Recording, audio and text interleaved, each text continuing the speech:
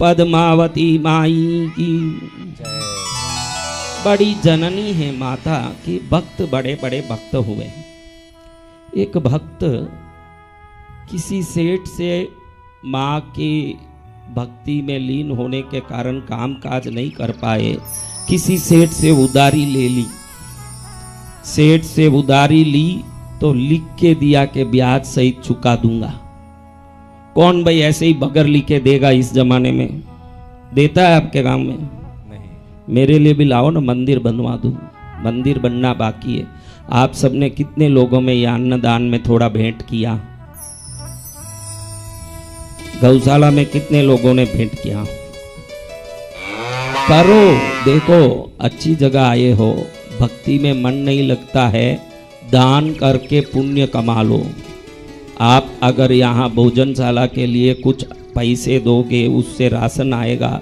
कोई अन्य आदमी भले ही खाएं, लेकिन उसका पेट भरेगा तो आपका पाप मिटेगा, ये निश्चित बात है। जय जय गुरुदेव। गायों के पेट भरेगी तो अनंत जन्मों के कष्ट मिटेंगे। सेठ से लिख के दे के पैसा ले लिया उन्होंने। बड़े माँ के भक्त थे। अब देखो, ये पैसा देने वाले बड़े क्रूर होते हैं। समय पर पैसा नहीं आता है तो वो आदमी के गले में फांसी डाल के मांगते हैं। समय बीतता गया, ये दे नहीं, तो वही पुण्य है, दूसरा किसी में कोई पुण्य ही नहीं है। जय जय गुरुदेव। पूजा करते समय तुम्हारा पति पास है क्या? पूजा करते समय तुम्हारी पत्नी पास है क्या? यही पुण्य है। बड़ा अकाल पड़ गया अयोध्या में। अयोध्या में इतना अकाल पड़ा कि राजा राम बड़े विचार में पड़ गए कि क्या अकाल पड़ा। तुरंत उन्होंने अपने कुलगुरु वशिष्ठ जी को पूछा कि अकाल कैसे पड़ा? तूने अपनी पत्नी को वन में निष्कासित कर दिया, तो सीता को वन में भेजने के कारण से ये पूरा अयोध्या का देश सूख गया है। इसके लिए तुमको दशाश्वमेध यज्ञ करना पड़ेगा, तभी पुनः ये देश हरा भरा होगा।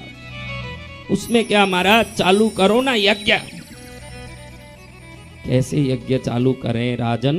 तुम्हारी पत्नी तुम्हारे साथ नहीं है। शादीशुदा हो और पत्नी साथ हो के नहीं हो, या पति साथ नहीं हो, वो पूजा यज्ञ कदापि फल नहीं देता।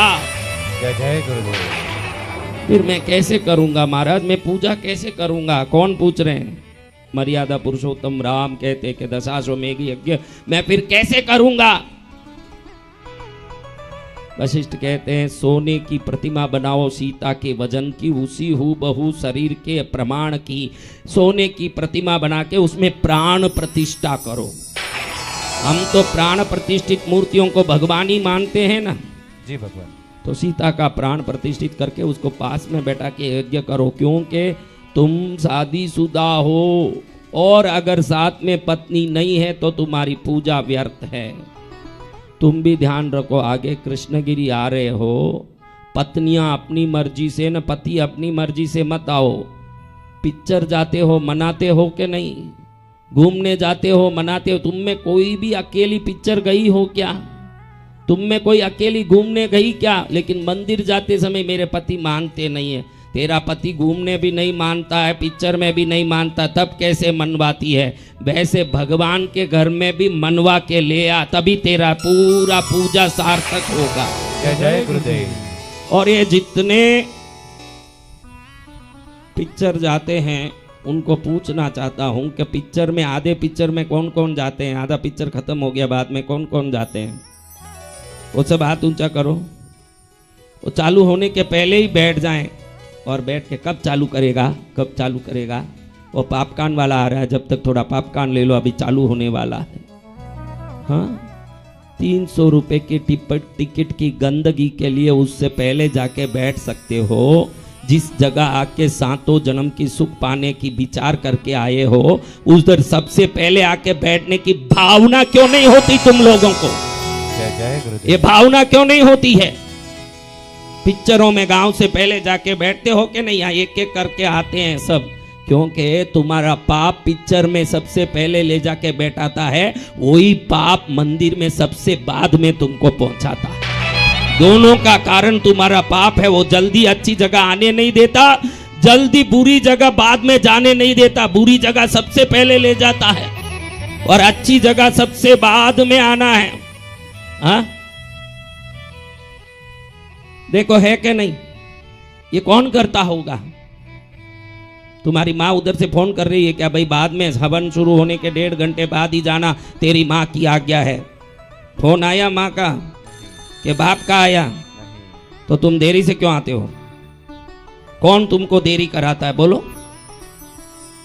उस पाप को समझा दो कि तू 1000 कोशिश करे तो भी तेरे वश में मैं नहीं रहूंगा। मैं पद्मावती के चरण में आया हूं तो अब पुण्य के वश में जाना चाहता हूं। ये भाव भावोगे तो ही कल्याण है। जय जय गुरुदेव। आराम से आओ न, आराम से जाओ न। हमने कुछ किया तो हमने पाया है, तुम भी करोगे तो तुम भी पाओगे। वसंत विजय को फोगट में शक्तियां सिद्धियां नहीं मिली है। तू बोल उस घर में अभी दर्शन दे के दिखाऊं, 100 घरों में एक साथ खड़ा हो जाऊं। जय जय गुरुदेव। हाँ, दिखाऊंगा आशीर्वाद उसी को जिसमें योग्यता हो। कोई मदारी तो है नहीं कि सबके सामने बंदर लेके नाचेगा।